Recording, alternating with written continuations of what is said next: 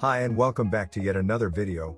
This is the first episode of the story about the time when Naruto was trained by 3rd Uzukage when he activated a Kekkei Genkai that allowed him to control blue flames. After you've finished watching, please like, share, and subscribe to the channel. Let's get started. The night sky was calm, the stars twinkled with the promise of change. One boy, who even in the night could be spotted as if he was a neon sign, dashed through the large ninja village of Konohagakure, an overly large scroll attached to his back. His orange jumpsuit and bright blonde hair seemed to merge together as he ran. Unbeknownst to him, ninja gathered in front of the village's strongest ninja, voicing their displeasure of what was happening. Hokage-sama, he has the forbidden scroll. He could use it to destroy Konoha, called one of the ninja. Many others voiced their similar views. What if he harms himself, called one of the few ninja who actually cared about the young boy. Said ninja received scowls from of the few avid haters of the boy. I know you are all concerned. I want you all to track him down and bring him to me unharmed or clear, said the old Hokage. The ninja all nodded, some begrudgingly. The old leader stretched out an arm and in a blur of speed the ninja vanished, making the old man's robes blow in the short gust of wind. The young boy in orange landed in a small clearing outside the village of Konoha. He panted lightly, a light flush dusting his face. He collapsed onto his rear as his breath calmed slightly. He smiled up at the sky, and pleasure surged through him. Ah, Sasuke Uchiha, go and eat your heart out, he thought to himself. He was able to steal an important item right from the Hokage's nose. The strongest ninja in the village. Of course he had been caught. But with a simple anti-pervert jutsu and the rest was easy. Pulling the large scroll from his back, he chuckled in glee as he fingered the folded scroll opening. What technique should I learn? Maybe I can learn a few, he thought to himself. He unfurled the scroll slowly. A sense of secrecy and excitement filled the air. He shivered as the scroll gave a brief glow before it unrolled. The young boy's eyes widened as they roamed over the intricate explanations, hand seals, artistic pictures of many different jutsu. He felt a drop of drool hit the side of his mouth. I could learn anything, he thought to himself with joy. He stopped and read through one of the shorter instructions, a single hand seal, and a clone would present itself. Shadow clones. Gah, I can't do a normal clone, let alone a stronger one. But wait, this one is for higher level ninja, those who have a lot of chakra, he thought to himself. But still the thought of training for a clone seemed to irk him. I don't have the patience to learn the shadow clone jutsu. Wait, what is this, he thought in confusion. What started out as a black ink spot became an elaborate drawing. Seals wove in between each other, and as he unfurled the scroll, he laid the scroll across the soft grass of the clearing. He stood back with wide eyes. The large seal was a mixture of strange Fuinjutsu language, alchemic circles, and large black rings with kanji in the middle. The space in the center was large enough for someone to place 2 palms face down. Naruto frowned as his eyes roamed over the seal, his eyes zoning on the writing at the end of the seal. The writing was still hidden under the scroll. Moving slowly, his hand unrolled the scroll more to read the passage next to large seal. Kushina Uzumaki would have made the Uzumaki clan proud, and her father. It pains me to write these instructions in their place, but I am only writing what they instructed me to write. Should they not have enough time to do it themselves? They had to do something that made them feel terrible. Minato and Kushina suffered enough, only for them to have to place one of the strongest Fuinjutsu seals on their own son. Naruto was born with his mother's red hair, and a face almost identical to his father's, and yet in it all his eyes echoed his grandfather, those piercing silver orbs. But what drove Kushina and Minato to their decision is the way his eyes changed with a cry and blue flames erupted from the fire braziers. Of course, due to the Kyuubi, they were not able to calm him. He almost burnt the cavern he was born in. His flames were that strong. This seal is the key to unlocking the seal placed upon him. I hope whoever is reading this, be it my successor, or Naruto himself, use this seal with caution. Naruto, if it is you reading this, and I am not around to tell you, know that your parents were over the moon that you were able to continue on your grandfather's bloodline. To activate the seal, place both hands in the center, and with your chakra pulse it through until you can feel the ends of the seal, then let the seal do the rest. I am not sure what will happen. Hiruzen Sarutobi, 3rd Hokage. Naruto read and found the detailed instructions of his supposed seal. Is this a joke, he whispered out, his eyes tearing up slightly. How do I know they are talking about me? It could just be another Naruto, Naruto thought sadly, but he couldn't help reread the message. His heart thumped. He wouldn't be missed, he convinced himself. If this seal is not for me, no doubt it will kill me. I hope it was about me, the young boy in orange thought to himself. He shuffled on his knees, his heart pounding in his ears, his hands landing lightly on the parchment of the scroll. He took a steadying breath, and without so much as a second thought, Naruto pushed Chakra through the seal. He closed his eyes in concentration. He felt the seal on the parchment suck his chakra network dry. He felt his arms wobble as the last of his chakra left his body. He frowned slightly as he felt something hidden deep within himself. The lack of his chakra helped him notice. There was a presence there, menacing and destructive. But before he had a chance to investigate further, the chakra slammed back into him. He opened his eyes as pain racked through his body. He looked down as the seal began to draw up his body. The burning ink seared his skin. He noticed the ghostly alchemic circles seemed to be hovering over the Drew circles. Naruto felt the seals penetrate his body. His scalp felt itchy, his eyes were aching, his whole face felt horrible. In fact, his mind as well seemed to be expanding. He could think clearly, even as the pain racked through his body, causing shivers to float through his spine. His hands were shaking, his forearms were covered in black lines and few in jutsu kanji. He felt a choke fly through his chest, yet when he tried to cough, it seemed to stay lodged in his throat. He felt a wetness escape from his ears, some trickled down from his nose. That was when he felt it. It felt like someone had burst open a locked door. He could practically feel the click of the lock, as a fire tore through his body. Hiruzen Sarutobi stood on the roof of the Hokage building, a pipe hung in his mouth. Ninja would occasionally drop behind him to give their reports. He sighed wearily as another jonin dropped behind him, in a low bow. "We still haven't found him, Hokage-sama. We don't know where he could have gone," said the jonin. Hiruzen sighed and nodded. "Call all of the jonin back. I need to speak with them," said Hiruzen. The jonin bowed silently. The sound of him leaving was the only thing alerting Hiruzen that the ninja had listened. He blew out a plume of smoke and looked at the Hokage monument, the past Hokage's faces carved into the mountain face. "Where are you, Naruto?" thought the old man. Disapproval echoed in his thoughts. "All the jonin are here, Hokage-sama," said the previous nameless jonin. Hiruzen turned to address them. "Everyone, I have sent a close friend of Naruto's to go fetch him. He seems to know where Naruto could have gone," said Hiruzen. He was about to continue when a bright blue light lit up all the jonin's faces. Turning sharply, he felt the pipe fall from his mouth. "Oh no," he thought to himself. Over the large Hokage monument, and the trees lined behind it, a giant blue dragon flew high into the sky. Its blue light lit the whole of Konoha.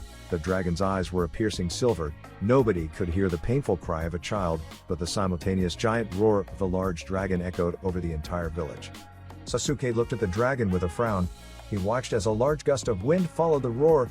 A couple of trees flew off of the mountain. The other trees from a distance seemed to be vibrating. Hiruzen shielded his eyes as debris from the large gust of wind. He watched as uprooted trees flew into the village. "Jonin, damage control," said Hiruzen quickly. They all nodded and began disappearing to prevent damage. "Come on, Iruka. Why didn't you find him as you said?" thought Hiruzen. He watched as the dragon was about to roar once more. When it suddenly began to disperse, it let out a low growl, almost moan-like in its tone. It seemed to shrink and disappear.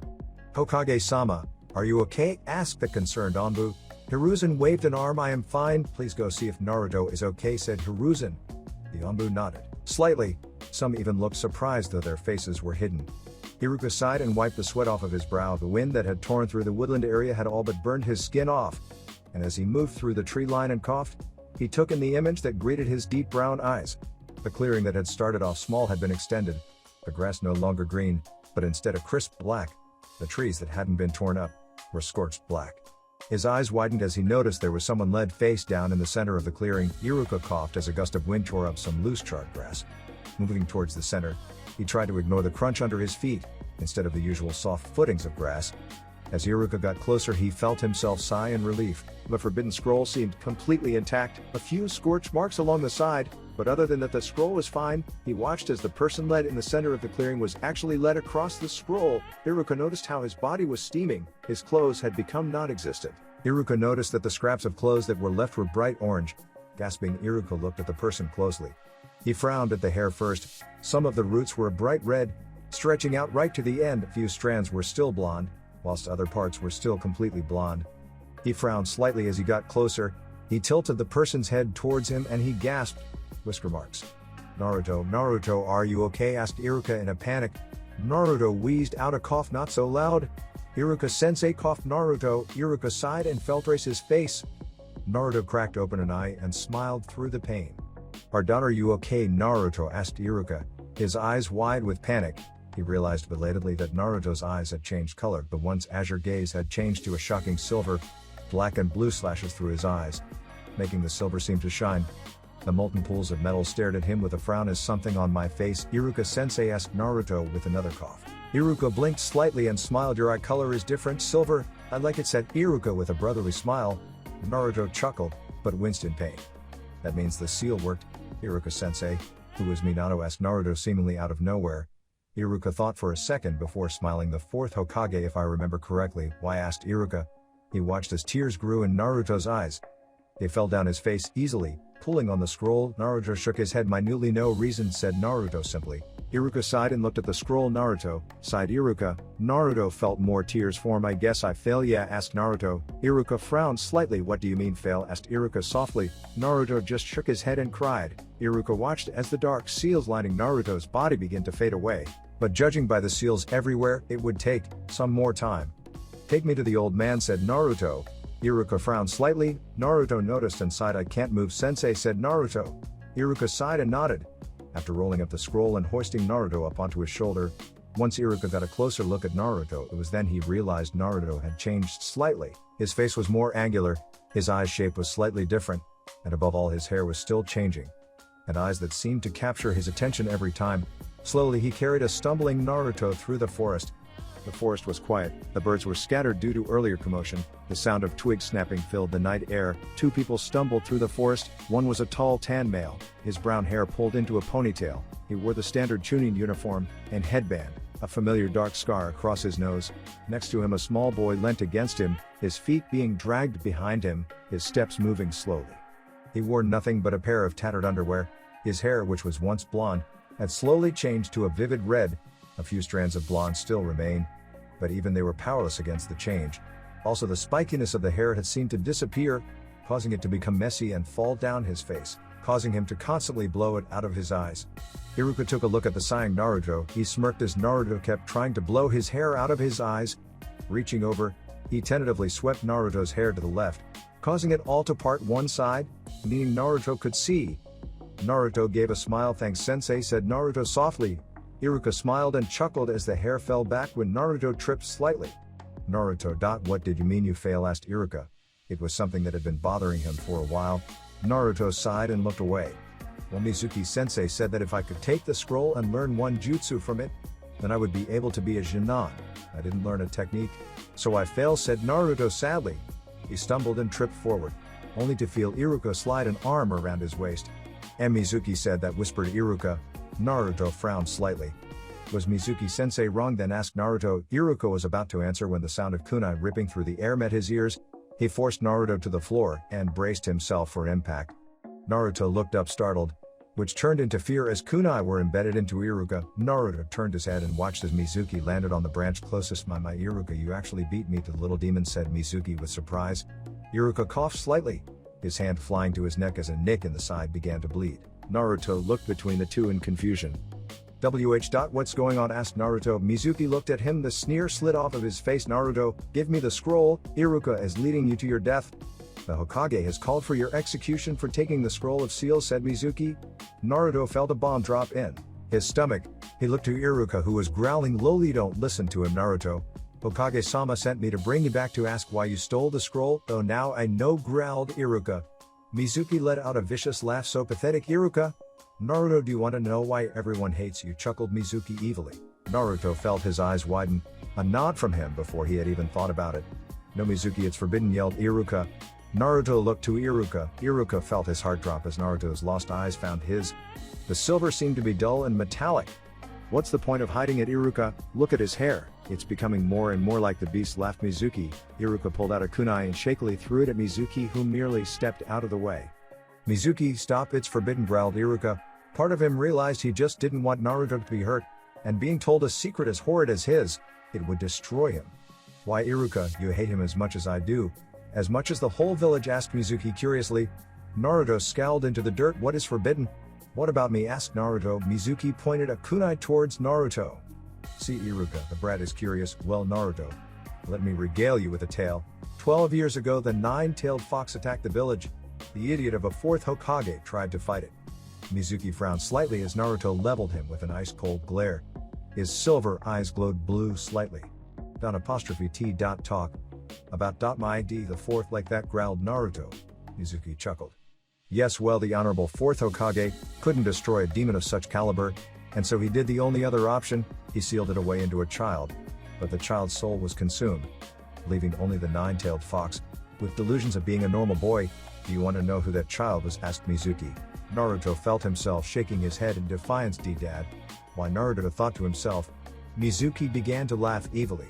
"You are the nine-tailed fox, Naruto," Uzumaki yelled Mizuki as he threw a large Fumashiruken. Naruto tried to move his body, but the seal was still messing with his body. He closed his eyes expecting the pain, but instead he was covered by a shadow.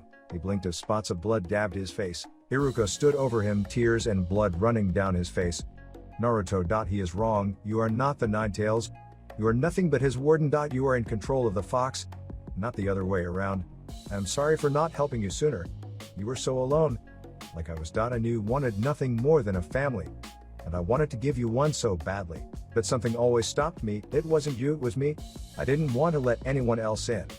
Naruto, believe me when I say, you are like a younger brother to me. All those times we shared ramen, sat talking, they will always be happy memories for me," whispered Iruka. Naruto felt tears spring in his eyes. He reached up and embraced Iruka. Iruka shakily hugged him back. Iruka felt Naruto roll him and pulled out the Fuma Shuriken with ease. He led Iruka down carefully. Iruka felt Naruto's boiling heat penetrate through his clothing. He looked into Naruto's eyes, which were glowing a fiery blue. The silver was in the background, but the blue glow looked like it was melting the silver. Naruto felt energy surge through his body. It still wasn't his own chakra, which seemed to be fluctuating like crazy. He stood and turned, glaring hotly at Mizuki. Mizuki watched as Naruto's demeanor changed completely. He was focused, unlike usual. He watched as Naruto's hair seemed to spike itself, sides were blown backwards, his fringe dancing in the air. He watched as Naruto moved a hand to his hair and slicked his fringe backwards, making way for him to concentrate. Mizuki, in a brief moment of panic, pulled his other shuriken from his back. He watched as Naruto took a sinuous step forward. A hand curled at his side, his other hanging limply. The glowing blue from his eyes pierced through the night. "Stay back. Demon," called Mizuki as he took a step back. Naruto simply raised a hand and clicked his fingers. Mizuki watched as a blue fire began to spiral and surround Naruto. A single flame spun dangerously before Naruto opened his hand towards Mizuki. Mizuki felt a hot wind reach him. And then in fear his eyes flew open wide as a blue dragon flew towards him. He jumped out of the way and watched as the tree disintegrated.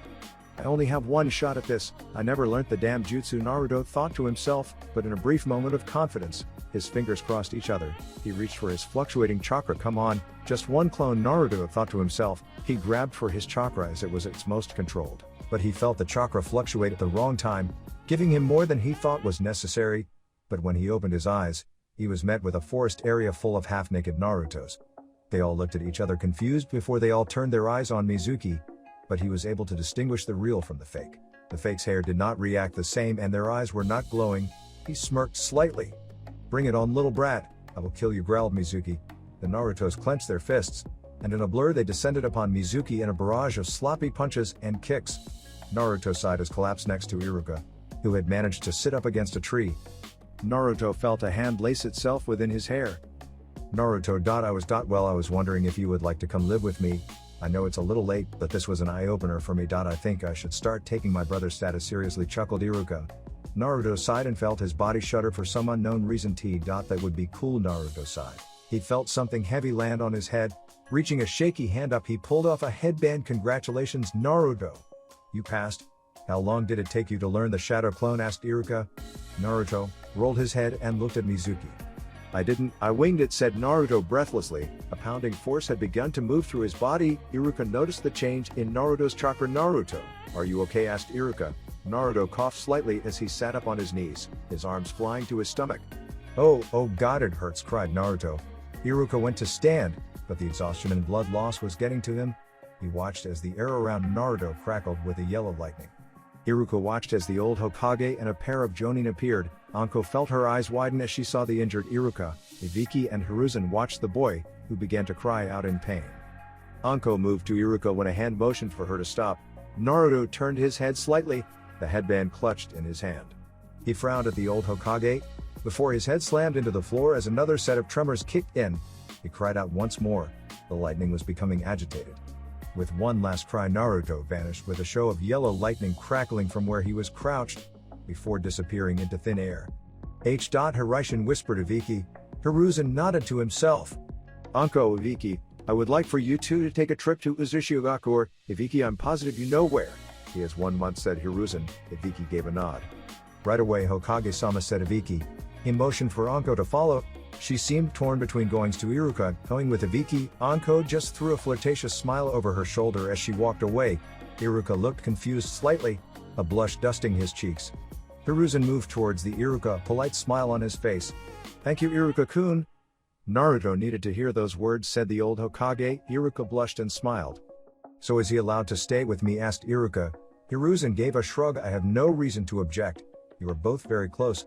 I have neglected his living for a while. I thought he was fine, but it is clear he needed someone to help him, chuckled Hiruzen. Iruka looked at where Naruto was previously. What happened to him, Hokage-sama, asked Iruka. Hiruzen gave a sigh. I'm afraid I cannot tell you. It is an SS class secret. Known only by a few, said Hiruzen with a sad sigh. Iruka looked away and felt his eyes slip closed. Hokage-sama, I really need to get to a hospital, said Iruka with a sigh. Hiruzen nodded and laughed. My apologies, Iruka-kun, but I was a bit preoccupied with glaring at a certain fallen chunin, but alas, no use dealing with the dead, said Hiruzen with a soft smile. With a click of his fingers, Anbu appeared and began to clear up the place. Hokage-sama, will he be all right, asked Iruka tiredly. Hiruzen gave a smile. Depends on how he takes the news, said Hiruzen simply. Iruka frowned. This was a side he had never seen in the Hokage. He seemed unusually tense. Hokage-sama, why was Naruto able to control blue fire, asked Iruka softly. He watched as the old Hokage sighed. In due time, Iruka. In due time, whispered the old Hokage. Sasuke climbed the stairs to the top of the Hokage monument. Sweat poured down his head, a scowl on his face. He stepped over a few of the broken branches that were yet to be cleaned up. He turned and moved through the trees towards where the blue dragon emerged. He moved silently. The sound of voices caught his ears. As he moved through the forest, he lowered his chakra and moved closer to the voices. He peered around the trees and felt his eyes widen in shock. He eyed the scorched grass, the burnt trees. He watched as Anbu and Jonin began to pick up the debris. To think he could cause this much damage on trains, said one of the Jonin. Sasuke frowned slightly, wondering who they were talking about. At a piece of orange fabric that was burnt around the edges, he instantly knew the association, his mind filled with doubts that Naruto could cause such large-scale damage. The dead last of the academy, the only one who didn't pass. That Uzumaki is going to be a strong one, that's for sure, said another Jonin. Sasuke turned and dashed away, refusing to hear more. There is no way that Dobi could have such strength. He doesn't deserve, or need it, thought Sasuke as he dashed home, refusing to hear any more. Naruto felt his body slam into a cold floor. A chill spread across his bare skin. He coughed out a bit of blood. A piercing high-pitched squeal met his ears. He squinted to try to alleviate some of the pressure, but he groaned as the pressure failed to leave. Pushing his palms against the floor, he tried to push himself off of the floor, but halfway up his arms gave way, forcing his face into the floor. He grumbled slightly and winced as another tremor rocked his body. Damn it, where am I? He thought to himself in anger. He tried to sense the area with his chakra. Knowing he had been taught something similar in the academy, though his mind struggled to recall the exact words of his sensei. I really should have listened more in school, he thought to himself. His anger was brief as joy snuck its way into his body. Elation at no longer being an academy student filled Naruto with joy. He had struggled year-long, trying to fit in with everyone else, trying to be the best he could be. Yet something always stopped him. He wasn't stupid, he was a lot smarter than he let on. But when things seemed to click in his mind, he was never able to put it down on paper, or vice versa. Naruto knew he had something wrong with him, but the elation at knowing it was possibly the seal that had caused his lapse in no control meant he was able to achieve higher than before. I shouldn't lay here speculating. I need to get up, he thought to himself, happy at being able to use the correct word in context. He tried once more, his arms shaking as he forced himself up.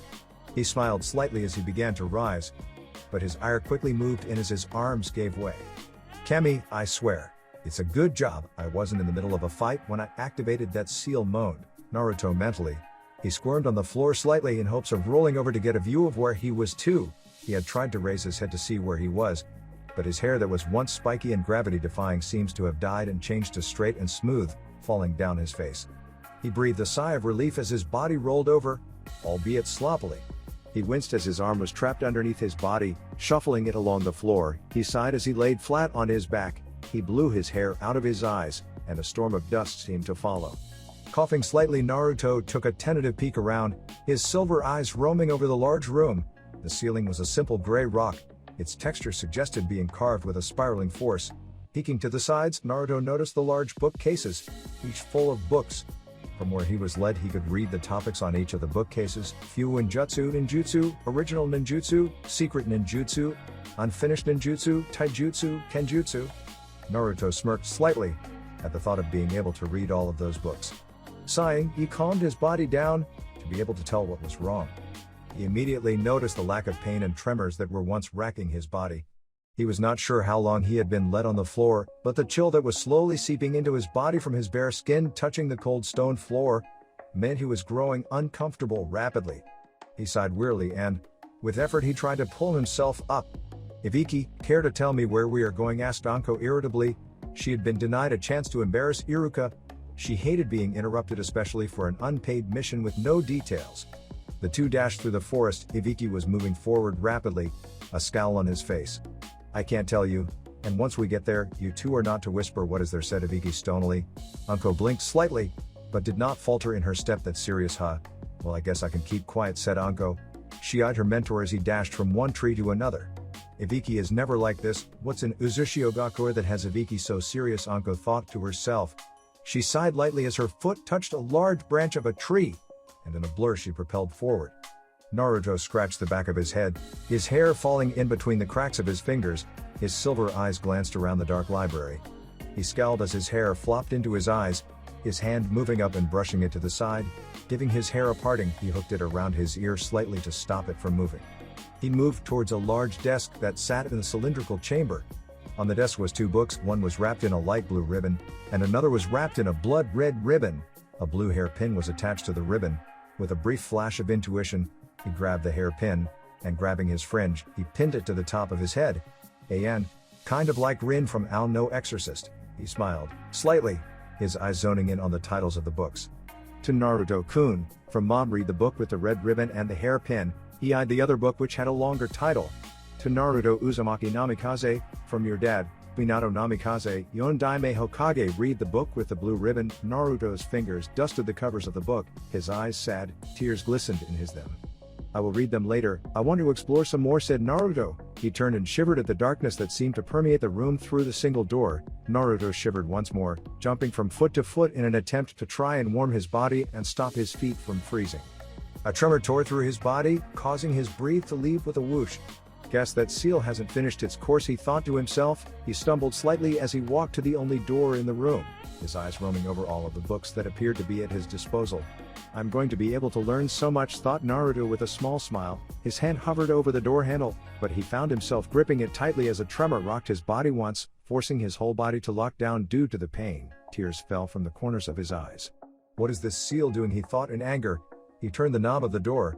A bated breath graced the air as Naruto sucked in a breath. As he opened the door into the corridor, Naruto sucked in a breath. The hallway was pitch black. Naruto couldn't even see the end. The walls were hidden in the darkness. Naruto took a look back at the dimly lit library and scowled. "Do I really want to leave this room?" Naruto pondered, his eyes moving back towards the pitch black hallway. Naruto shivered slightly, goosebumps rising on his skin. "Hopefully there are some clothes around here," he thought to himself with frightened conviction. His body moved whilst his mind warred with himself. He shuffled his bare feet into the dusty hallway. He grimaced as the dust stuck to the bottom of his feet. He heard the door creak closed behind him. He shivered as he rubbed his hands together and shuffled forward. But as he passed one set of braziers that hung on the wall, they erupted with a blue fire. Naruto knew instinctively those flames had come from him. He had felt a slight tug on his body. And suddenly every brazier followed suit. He smirked slightly as the hallway became extremely clear. The bright blue light still gave an eerie glow, but the majestic blue made Naruto feel comfortable. Beyond the brazier, the metal was smooth, the metal twisted into a cone shape. There was no coal in the brazier. Clearly they were made for him specially. He moved through the empty corridors. The shuffling of his feet seemed to echo, and with the blue lighting, Naruto found it hard not to find the area eerie. Naruto wrapped his wiry arms around his body in hopes of warming up his body. The cool breeze that seemed to constantly flow through the hallways was causing his body to cool faster than before. He passed by a plain wooden door. His eyes looked hopeful as he reached for the door. The wind tore through the hallway, and simultaneously, a tremor tore through his body again. This one was more forceful. He dropped to his knees. A cough choked him. Blood dripped from his mouth as he hacked viciously. Naruto felt his chakra thrum heavily in his body, but something that surprised him was how cooperative it seemed to be. It was much more malleable than usual. His old chakra was like trying to use a broken tap. There was no midpoint, but now he was able to mildly adjust how much chakra was being used. He coughed once more as he began to stand. It must be affecting my chakra network, that's why it's taking so long, Naruto thought with a mild sense of relief. He was worried that the seal had messed up his body somehow. He was happy to be wrong. He pulled himself shakily to his feet and grabbed the handle on the door, turning it. The creak echoed down the halls. Naruto noticed briefly how the flames didn't seem to react to the wind. Shrugging, Naruto walked through the door closing slowly behind him. He scowled slightly. There was nothing in the large dome of a room, and the floor was completely flat. He scowled slightly and shrugged before going to turn around. He heard the door close and sound of a lock engage. He felt a pulse beneath his feet. He looked down in panic. What now, he thought with a moan. The edge, a large red alchemic circle appeared under his feet. He could see the other part of the circle at the other end of the room. A large seal. Joy, he thought with petulance before the seal pulsed and Naruto felt a heavy force slam into his body. He was forced onto his stomach, his face slamming into the floor. A heavy crunch filled the air, his ankle sprained, his nose broken, teeth smashed. His already torn underwear tore more as the intense gravity seemed to pull them more. Naruto felt a snarl form in the back of his throat. They just love torturing me with seals, don't they? They could have at least warned me somehow, growled Naruto mentally. He felt his whole body ache as the gravity pressure didn't seem to let up. Ibiki, can't we take a break? I am tired, moaned Anko, a childish whine in her voice. Ibiki turned and sighed. I suppose, Anko. But make it quick. We have to get there soon, said Ibiki tensely. Anko sat on the branch of the tree and pulled out a miniature box.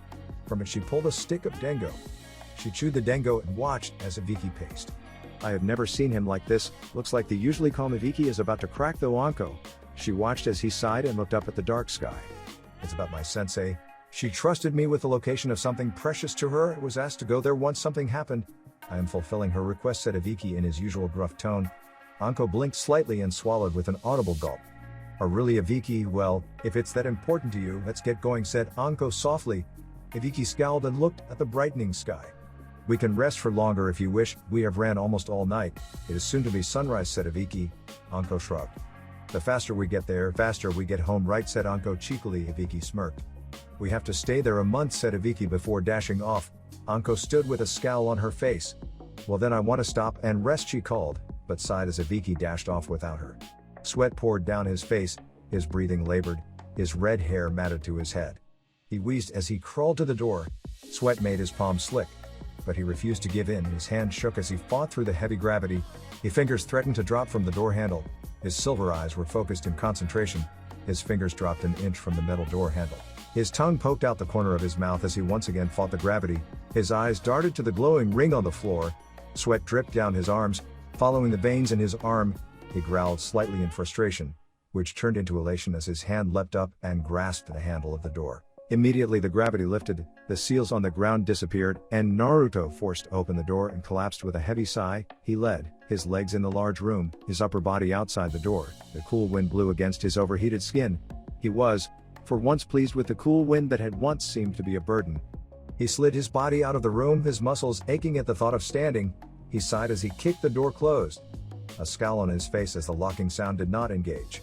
Must only engage when someone is on the inside, he thought with a scowl. He shakily moved to a seated position. His muscles felt like jelly. He sighed as his head hit the smooth wall of the hallway. His body was lit with the blue light of the flames, the sweat adding a sheen to his now practically naked body. He remembered his clothing situation and with a sigh and slight blush at his attire he slowly stood. A wince of pain as each muscle contracted and relaxed. Naruto, slower than before, moved through the quiet corridors, a scowl on his face at the lack of doors. He came to another door. He noticed a sign on the side of the door, and in that moment he felt like face-palming. He didn't look at the last door, meaning he could have avoided the pain he was now feeling. The sign on the door said living quarters. Naruto sighed and pulled open the door and was thankful at the seemingly homely room. It looked like the quintessential family living room. If one was to be inside the large room, they would not suspect it to be in a cave. Naruto ignored everything else but moved one of the doors. A sigh left his lips as he opened the door, revealing a bathroom. He smiled slightly and moved to the bath, turning the hot tap.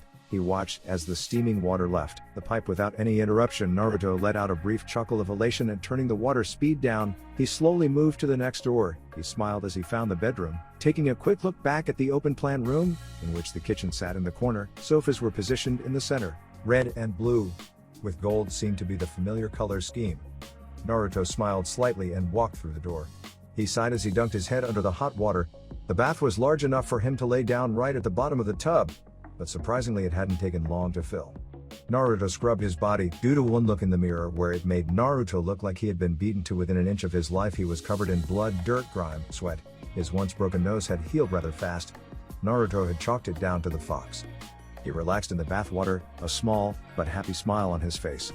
Still so much to explore, he thought with a happy smile as he dunked his head under the water. He looked at himself in the full-length mirror, a smile on his face. He eyed his clothing choice and was pleased with how the look had eventually turned out. Of course the t-shirt was too big, but it seemed to work with what he was wearing. When Naruto was searching through the drawers for something to wear, he had found a pair of underwear, pants, and boots all in his size, or close to, but the t-shirts were all too big. He gave a slight turn and smirked once more. His dry hair now hung down his face. Naruto had attempted to spike it, but it just seemed to fall back into place. Just with a slightly messier style, Naruto had to admit the messy style suited him more than the normal flat style his hair had morphed to. Naruto eyed his clothes once more. He wore a pair of dark brown boots that went all the way to the knee, with slight knee protectors on. The boots were pointed at the toe, slightly giving his lower legs a sleek look. Due to the fact that the boots seemed to cling to his legs, like what Virgil wears from Devil May Cry, he wore a pair of tight trousers. The material was a simple one. Naruto was unaware of the exact material, but it was stretchy and durable enough for a ninja. He wore a two-belt piece. Both belts were the same brown as his boots. One belt went through all the loops of his pants, whilst the other went through one side and hung down to the middle of his thigh. His t-shirt was simply white. It was high-collared and obviously too big on him. His hands were swallowed by the large sleeve, and he had tucked in the bottom, but it still folded over slightly, giving him a very noble style, with a sense of ninja in it too. The t-shirt is like Sasuke's Shippuden shirt, except Naruto's isn't open, showing his chest. Naruto gave a smile and moved out of the bathroom. His fingers deftly slid into his pocket to the hair clip that could be seen attached to his pocket. Pulling it out slowly, he moved through the living room area towards the kitchen, his other hand going to his hair and grabbing his fringe. Pulling it back slightly, he added the hair clip. He opened the cupboards and groaned. The cobwebs in the corners seemed to mock him. No food. What am I supposed to eat? I am starving, he thought to himself. He sighed and slammed the cupboard door closed. He turned and left the living quarters. The blue fire had seemed to stay on, and for some reason the cool air had dimmed slightly. Naruto smiled as he moved through the hallways with renewed vigor, his new boots making a louder echo than his shuffling bare feet. He noticed almost straight away, he felt lighter somehow, considering the fact that he was wearing clothes other than his tattered underwear. His body felt lighter. He moved through the hallways faster. Maybe it's because I am so relaxed, he thought to himself happily. He walked through the hallways with a spring in his step, his eyes moving to the ever-bright braziers. He eyed the walls of the hallways. The smooth concrete seemed to have a spiral design etched into them. His hands often moved to the wall to try and feel the bumps of the spirals, yet like the smoothest of glass there was no other texture. He rubbed his hand along the wall as he walked. Suddenly the texture changed. His fingers raised over a bumpy surface. He turned his head sharply and felt his eyes widen. It was a large picture. A man. His hair was snowy white. He was clearly muscular, dwarfing that of the third Hokage, and he wore simple battle armor underneath a large coat, a familiar diamond hat on his head. The man had a smile on his face. Naruto traced the sign on his hat, and he noted at the bottom, the words stood out to him. First Uzukage, Muroko Chizuru. Naruto felt the words echo through his head. He realized there were three large paintings lines right next to each other. He moved to the second picture and felt a shiver of fear go down his spine. A clearly muscular man stood, a massive sword on his shoulders.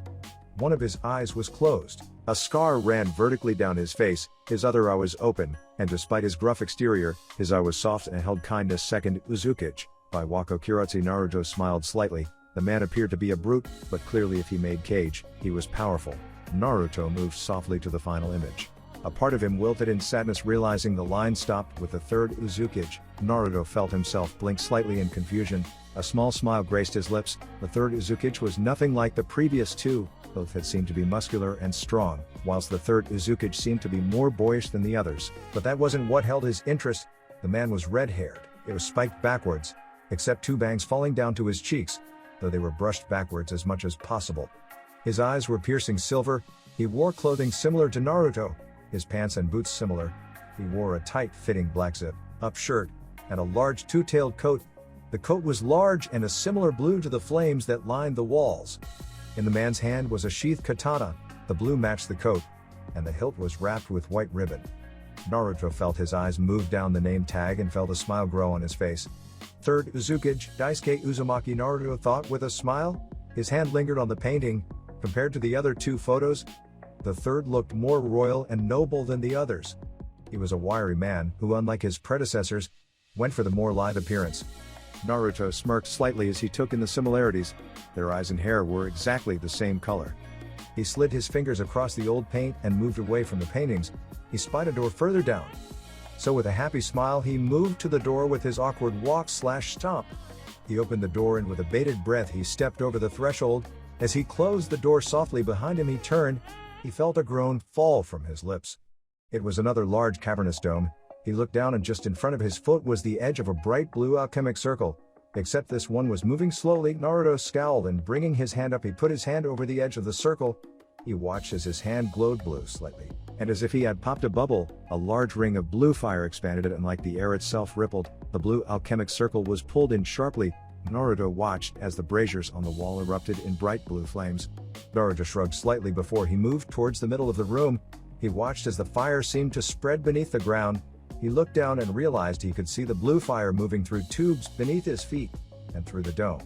Naruto felt the floor shudder beneath his feet, and as he looked towards the middle of the room, he noticed a small disc was raising, and floating inside a tube of light was the third Uzukage's katana. At the close proximity Naruto eyed the simple design. The hilt was white fabric interwoven, with a dark strip of black running through the middle. The sheath was black, with an ornate gold design at the end. A piece of gold string was hung on the sheath. Naruto felt his eyes widen as he took at the end of the hilt. It was a simple swirl design that Naruto recognized as being a part of the Konoha Ninja Force design. He even had the same swirl on his jumpsuit. Naruto's hand tentatively reached out to grab the sword. A gulp echoed loudly through the dome. But as his hand touched the light surrounding the hovering sword, when he felt a sharp force shoot through his body, the light gave a glow, and with a snap Naruto found himself hurled backwards. Through some form of luck, Naruto speedily righted his body and skidded along the floor. He collapsed to one knee. His hand landed to break his fall to the floor. He looked up and watched as each of the fire braziers shot flames towards the sword. Naruto watched as the flames grouped together, and suddenly they began to pulse and move. He watched with a bated breath as the flames stilled, and then they suddenly twisted. He watched as a pair of boots touched down to the floor lightly. The flames still spun. Naruto watched in awe as the third Uzukage stood in the center of the room. The flames formed his familiar blue coat and katana, though Naruto could still see the real thing floating in the glow.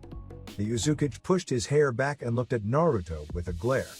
"Intruder, I don't know how you got this far, but I will kill you," growled the cage. Naruto gave a brief squeak. He watched as the cage clapped his hands, and when he opened his eyes, he threw his hands out. Naruto growled and jumped out of the way as the fire crashed into the ground where he was previously stood.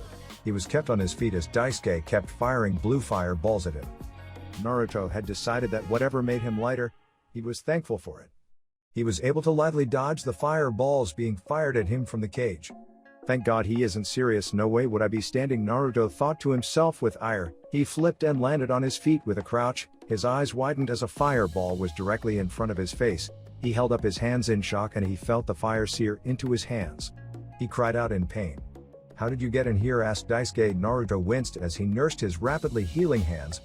Naruto blew the hair out of his eyes. When his eyes widened in shock, he looked to the left and realized the hair clip had fell out. He watched as Daisuke's hands glowed with blue fire. Naruto looked at the hair clip with determination. He dashed forward. He felt the fireballs hot on his heels. He leapt for the hair clip, and as his body rolled on the floor, he skillfully tucked it into his pocket. As his body slid upright, his feet and hands sliding along the floor, he lifted his head and watched as a large wall of fire was moving towards him rapidly. He pulled on the strange pressure that had been in his body, hoping it was the blue fire. He focused, and with a start he raised his head. But what he was expecting to happen didn't. He watched as yellow lightning spun around his body. It didn't have the same attributes as usual lightning chakra.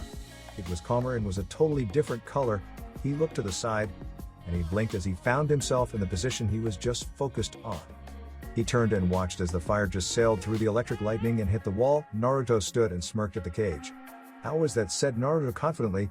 The cage smirked, and with a blur he was gone. Naruto felt a force slam into the side. He was rocketed off of his feet. A yelp left his mouth as the pain settled in on his rib. He watched as Daisuke gave a smirk. Naruto watched as the flames flared slightly, and instead of disappearing in a blur, a faster blue line seemed to appear in front of him.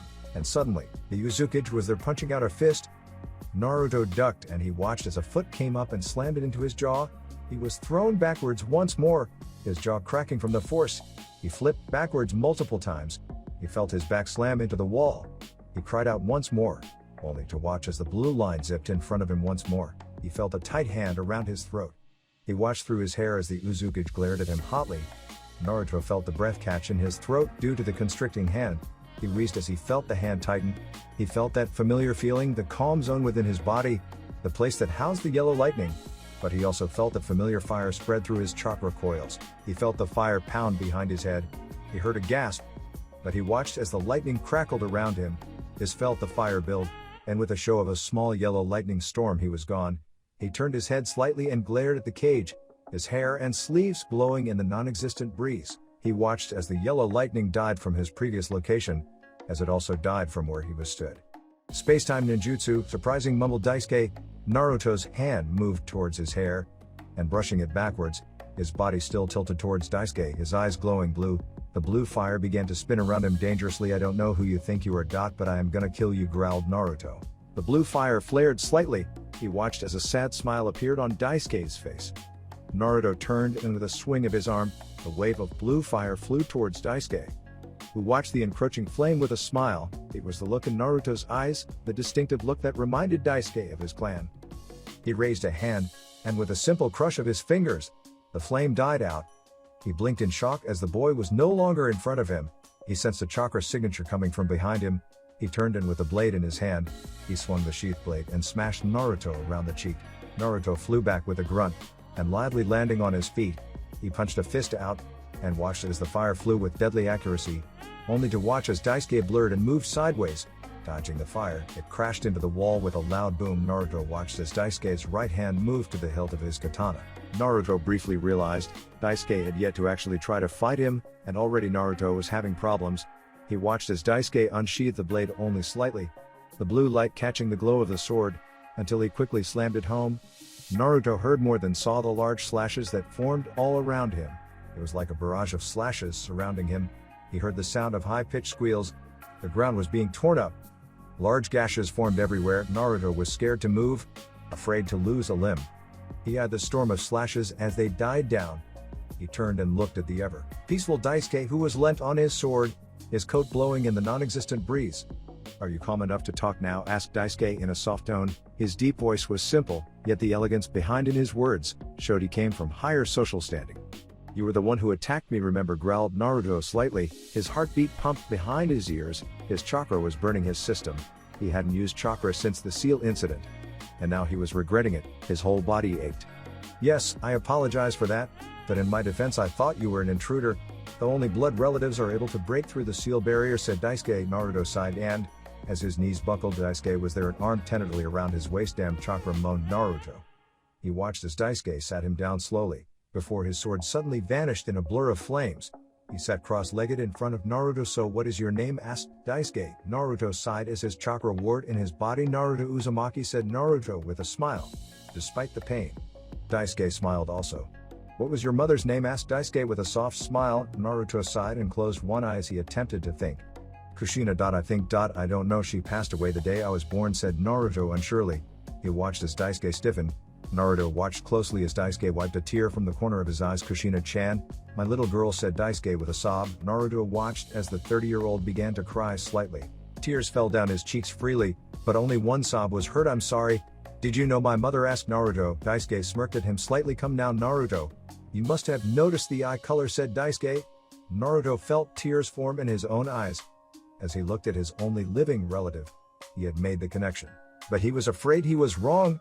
"Afraid to hope, grandfather," whispered Naruto. Daisuke nodded, and with a red blur, he was slammed into by an emotional Naruto line break. Anko took a deep breath as they stood on top of the hill. She felt her eyes widen as she took in the state of the hidden village below. Uzushiogakure. This place is a mess, said Anko seriously. She noticed Iviki's gruff nod. Let's get going. We still have a few things to do, said Iviki. She watched as he flipped a scroll in his hand. It was full of food they had acquired whilst in a nearby village. Anko followed wordlessly, eager. Naruto felt his heart soar. His grandfather had a hand in his hair. He was pulling on the strands with a sad smile on his face as Naruto poured his eyes out. He went through a brief bout of hysteria, laughing at the thought of not being alone, to belonging. His grandfather just sat there with a sad smile. Naruto didn't know how much time had passed, or how long he was asleep for, but when he shivered awake, his grandfather just gave him a wide smile. Good morning, Naruto-kun, chuckled Daisuke. Naruto coughed slightly, his voice hoarse from crying. Sorry about that, chuckled Naruto, a blush dusting his cheeks. Daisuke gave a smile and stood with a groan. It's okay, Naruto, but where is your father? And who is your father? Asked Daisuke. Naruto scowled slightly and raised an eyebrow. But if you are here, then why didn't you go to Konoha to see? Asked Naruto, his mind whirring as he tried to piece together the puzzle. He watched as Daisuke's face grew somber. I am dead, Naruto-kun, said Daisuke. Naruto was on his feet in a matter of seconds, a finger shaking as he pointed. But then how are you here? Yelled Naruto. Daisuke raised an eyebrow, but sighed and moved to sit back down. Naruto watched with a bated breath, his body screaming for him to run. Perhaps his grandfather was a ghost. But the bruise reminding him of his grandfather's fingers that were pressed around his throat stopped that current thought. I am constructed from your flames. I should have thought of that before I attacked, but when the war came, I hid my real blade here in this safe house. I placed a special seal here, one known by few, which would bring a part of my soul here. Using a similar power to that of my own, I would be able to come back. But only for long enough to help whoever was able to activate the seal, said Daisuke with a sigh. Naruto stood confused, his eyes squinted as he attempted to think. So you are dead, but you are alive at the same time? Asked Naruto, confusion heavy on his tone. Daisuke sighed slightly. Indeed, that is the bare bones of it, I suppose, said Daisuke. He watched as Naruto pouted with squinted eyes. I don't get it, said Naruto simply. Daisuke gave a sigh and motioned for Naruto to sit. I suppose I should start from the beginning. I was born with a very dangerous bloodline. Many people have multiple elements, but it's how the body and chakra system mix the chakra that creates the bloodline.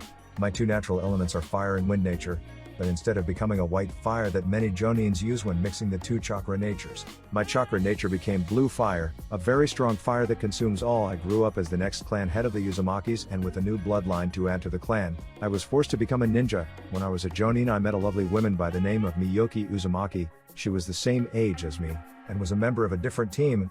I had never met her before. She was shy, but she was strong.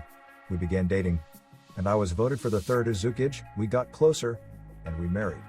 I don't know why I had never met her before, or noticed her. She told me she always watched me from afar.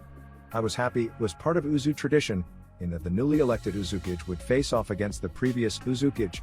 It was a way of emphasizing the passing of the torch. I remember the jeers.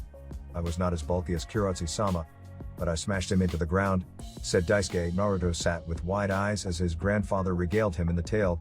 He saw the image of the second Uzukage flash across his large rippling muscles, the large sword.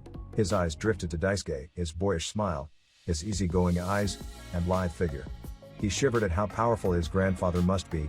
But where were you? Asked Naruto in a whisper. Daisuke looked at Naruto with sharp eyes. Naruto winced at the look. He held promises of questions Naruto didn't feel he was strong enough to answer. When your mother was about 11, I got word of 2 armies worth of ninja being sent to the village, in an attempt to wipe out my clan. We were renowned for our skills in Fu and Jutsu, you see, said Daisuke before Naruto cut him off. Yeah, I can see why, grumbled Naruto with a pout. Daisuke gave a lilting laugh. Yes, indeed, even at the age of 10 your mother was more skilled than even her mother. But Kushina-chan's mother passed away when she was very young, and I had received a request from Mito Uzumaki herself, said Daisuke. Naruto raised an eyebrow. Mito Uzumaki? Asked Naruto, his head cocking to the side in confusion. Daisuke stood with fury in his eyes.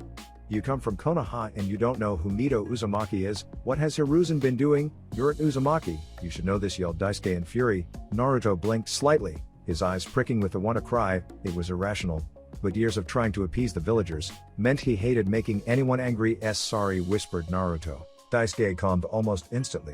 He sighed and squeezed the bridge of his nose with his fingers, his eyes glancing at the totally different Naruto who had yelled and attempted to fight him. I am sorry Naruto-kun, but why don't you know any of this? This is important Konoha history, and important history to you, said Daisuke. His voice grew softer as he calmed down. I don't know, I was never taught it at the academy. I'm pretty sure nobody has any idea who Mito Uzumaki is, said Naruto. Daisuke scowled as a finger hooked beneath his jaw. Why are you hiding it, Hiruzen, thought Daisuke. He looked at Naruto, who had calmed down from his depressive drop, and was looking expectantly. What did Mito Uzumaki ask for, asked Naruto. Daisuke sighed. I suppose it cannot be helped, he mumbled.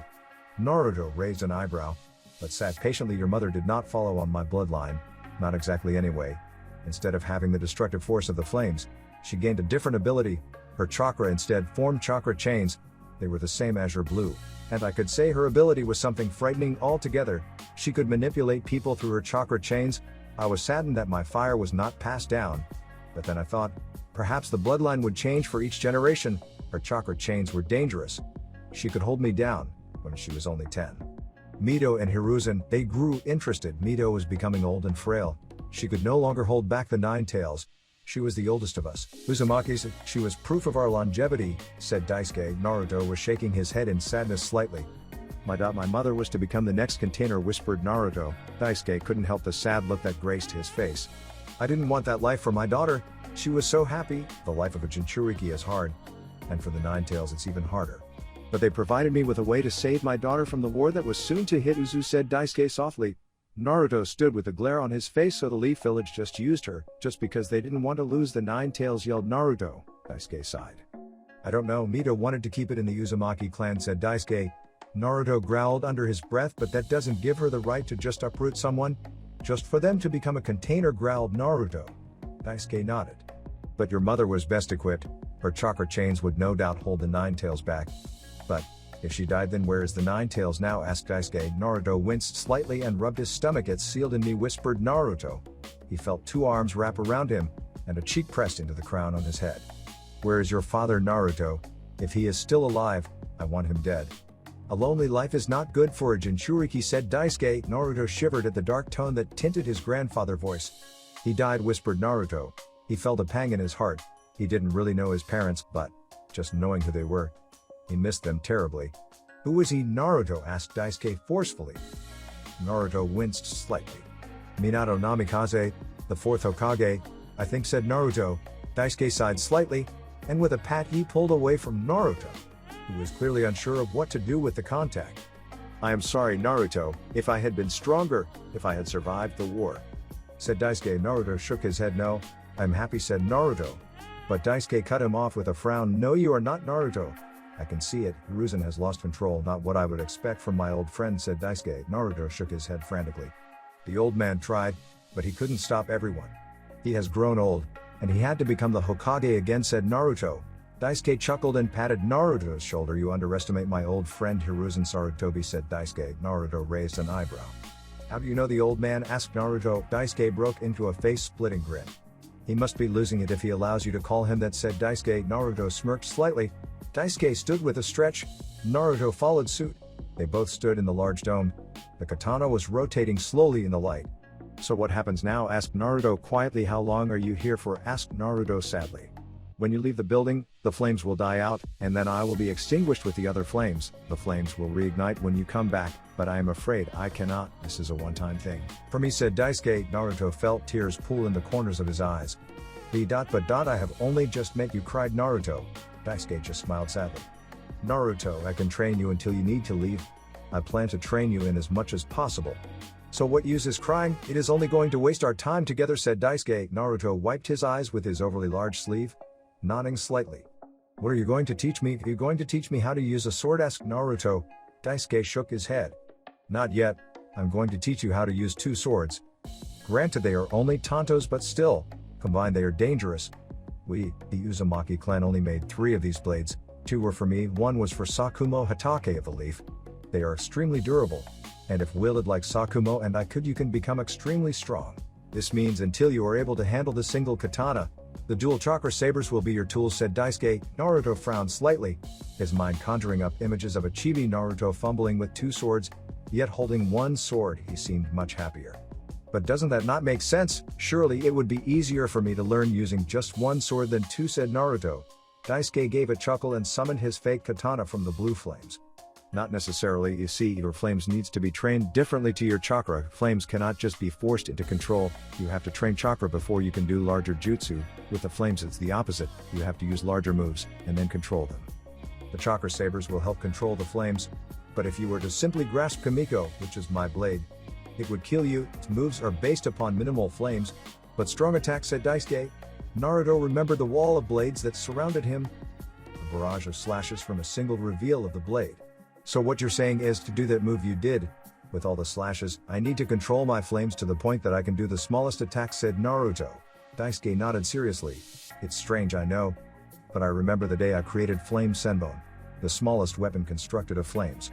Which is the ultimate of achievement, said Daisuke. Naruto frowned slightly, his face looking slightly angry. It sounds like a lot of work, but I'm going to do it. I need to become Hokage, to protect the old man and Iruka Nisan, and make my family proud. Dadabayo, said Naruto as he stood with a smile. Daisuke frowned but nodded with a small smile. Naruto smiled as he walked through the hallways. The blue light had become a symbol to him, both good and bad. Good because it reminded him of how he had a family, a place to belong, people to look up to. But bad because it reminded him of what was holding his grandfather here in this safe house. Naruto wondered how long he had, and if he would be satisfied with the time he had. Naruto sighed as he turned right, his fingers gliding along the smooth face of the wall. He smiled slightly, the thought of training was forefront of his mind. He never had anyone to personally train him, that coupled with the fact that he seemed to have no skill with anything ninja related, it had begun to dawn on Naruto how much he needed to grow. He knew it was his time to become something great, like his family before him.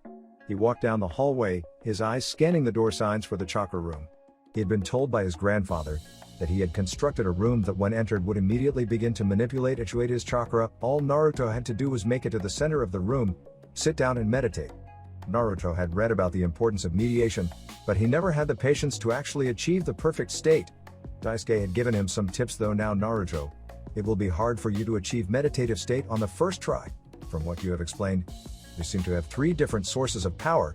Your chakra, which from what I can feel rivals that of a jonin, but your control is below Jinan, meaning you have so much untapped potential. You then have your blue fire, which is another power that should feel like a hum within your body, and when you reach for it, for a while, it will feel like boiling hot chakra. That's until your body becomes used to it. And finally you have that area of calm, which is where the yellow chakra resides. That is not the calm you want. You should recognize the ability as it take hold. I believe that yellow chakra is you space/time ninjutsu.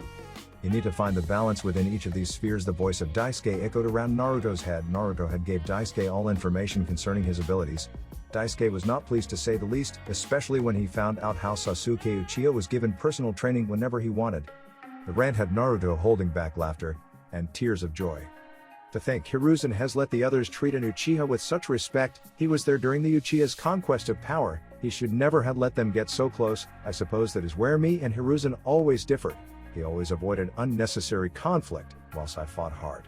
But to think the little bastard gets everything on a silver platter, yet you and Uzumaki gets treated as dirt. Daisuke had growled. Naruto had voiced his thoughts, that they only treated him that way because of his Jinchuriki status, which caused Daisuke to go off on another rant. Naruto smiled as he thought of his grandfather, who reminded him of himself. Naruto could tell they were related. Naruto sighed as he finally got to his chosen door. It was exactly the same as the others, hard yet smooth metal, a simple metal handle and a rectangular single window that was going down the left side of the door. Naruto sighed and stepped through the door. The seal shone red slightly before they disappeared. Naruto let out a breath of anxiety. He didn't like seals. He heard the click of the door, and almost instantly his legs felt like jelly. His arms fell to his side limp. I feel like shit, he thought to himself. He eyed the middle of the smaller dome. A small circle was there for him to sit on. He felt his chakra become agitated, his body straining under such strong chakra coming from his own body. His feet shuffled towards the middle of the room. The closer he got, the more agitated the chakra became. He took a deep breath and began to implement the idea his grandfather said. Ibiki and Anko walked through the ruined buildings of Uzu. Anko felt a shiver roll through her body. The silence was deafening. Even the calming sounds of the water in the background didn't comfort her. She watched as Ibiki wordlessly moved some debris out of his way. A large door stood majestically. "Where are we?" asked Anko in a quiet tone. Ibiki just opened the door. "The Uzukage's office," said Ibiki. Anko walked through and scowled as she realized the room was empty of all precious belongings. Did the enemy pillage this room or something? Asked Anko. Ibiki shook his head as he moved to the large desk. No, it was all moved before the attack, said Ibiki. Anko scowled slightly. She never remembered Ibiki acting so different. He never spoke about his Junon days. Not many knew who his sensei was. His teammates were killed in the Kyuubi attack, but many thought he was heartless, that he didn't care about them and seemed preoccupied. Why? Nobody knew. Then what are we looking for? Asked Anko. She watched as Ibiki removed one of his gloves. I am looking for the key, he said simply. Anko sighed and leant against the wall. She watched as Ibiki bit his own finger, and then slammed his hand against the desk. A large rumble filled the room, and then a large snapping sound ripped through the air, the sound of thunder. The feel of a storm passed through their bodies. Anko felt something grasp her hand as a blinding hot pain shot through her body. She felt the start of a slash on her hand, but the blinding pain masked any other feeling. When Anko came to, she saw Ibiki stood looking out of the window. Anko felt her hand move to the seal on her neck, and scratching, what she did whenever she was confused or tense.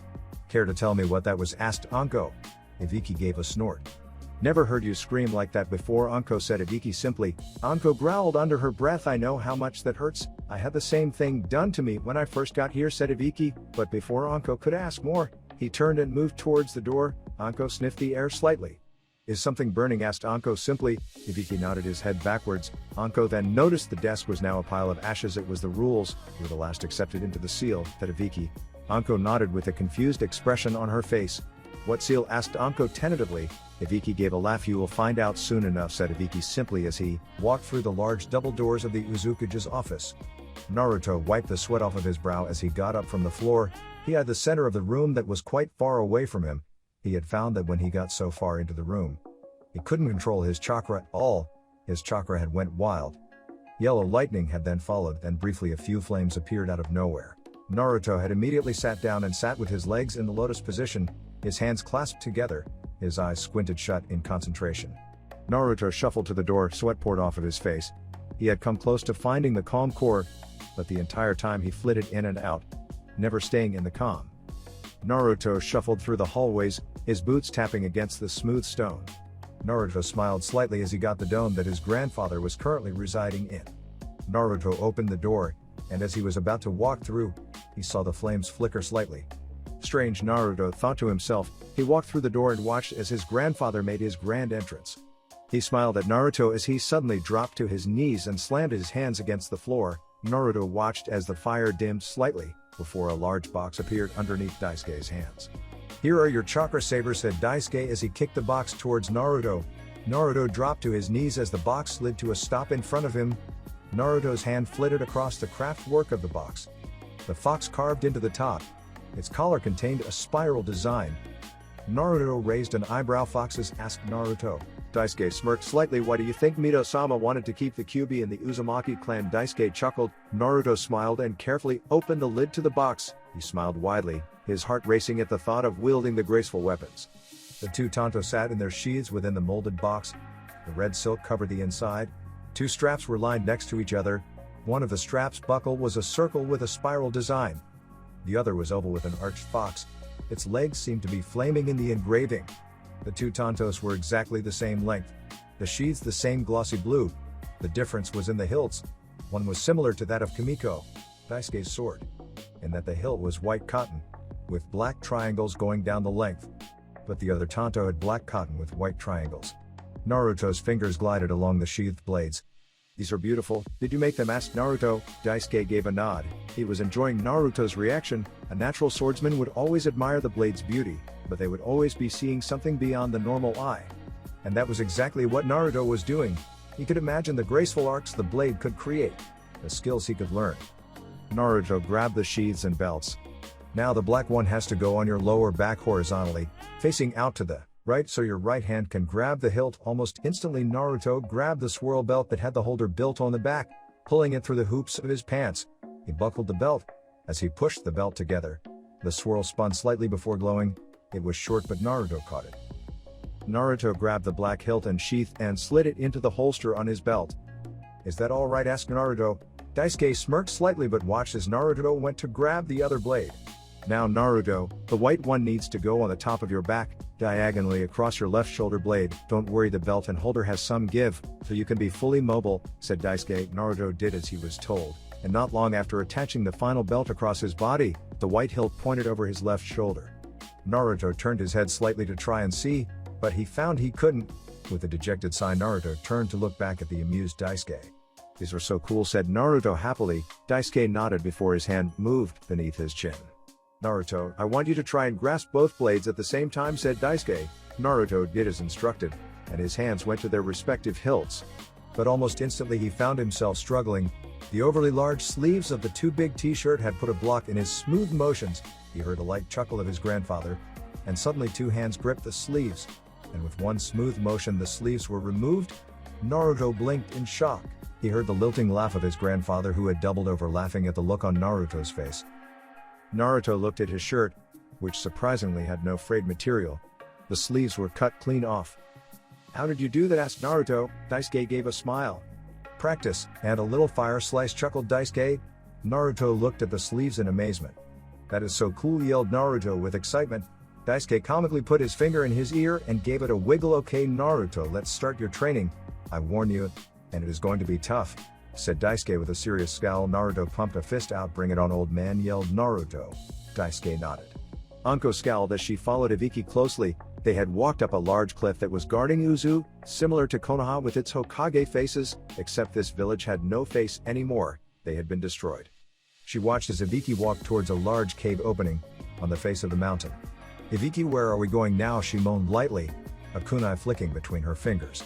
Almost there, he mumbled. Anko blinked slightly as they walked into the small cave, which, from a distance, would be unidentifiable. How did you even find this place? Asked Anko. Ibiki smirked. Only those who are sealed can see the opening, said Ibiki simply. Anko sighed and watched silently as Ibiki stopped in front of a large, ornately carved door. Two foxes seemed to be curled. Anko immediately recognized the insignia the foxes created, the Uzu swirl. She watched as Ibiki took a deep breath before he threw open the doors. She watched as the bright blue flames flickered slightly. Naruto is in here, she asked quietly. Ibiki nodded gruffly. He is going to think of us as enemies. Stay alert, Anko. That feeling you had earlier was your body sinking with his flames. If an uncondensed flame hits you, imagine that pain 100 times over. Anko shivered slightly. The pain of the sealed connection was still fresh in her mind. That's if he can control it, whispered Anko. Ibiki smirked. It will be worse if he can't control it at all, said Ibiki. Anko smirked slightly. We will see, said Anko. They heard the door close behind them. Ibiki scowled slightly. He should know we are here, said Ibiki. Anko shrugged. He is known as the Dead Last. Perhaps he did the right thing but she was cut off by a glow moving towards them at a fast pace. Ibiki cursed under his breath as two bright blue foxes dashed at them. Don't let them hit you, grunted Ibiki. Anko looked at her surroundings, cursing under her breath. We have nowhere to go, growled Anko. Ibiki scowled as the foxes gave a strange shriek and disappeared. Anko pushed Ibiki out of the way. As two blue lines flew past them, the foxes appeared in with a snarl. They both exploded in a show of blue fire. The explosion threw them backwards. Anko screamed as the raw flames singed her arm through her coat. They are too controlled to be Naruto, said Ibiki as he rose from the floor. He looked at Anko, who had tears in the corners of her eyes. God, this fucking hurts, growled Anko. Ibiki smirked as he wiped the blood from his mouth. This is going to be interesting, Ibiki chuckled as a sadistic smile slid across his face. That's it for this video. I hope you all enjoyed the video. Don't forget to like the video, subscribe to the channel, and follow me on my other social media accounts. Anime God here, and I'm signing off.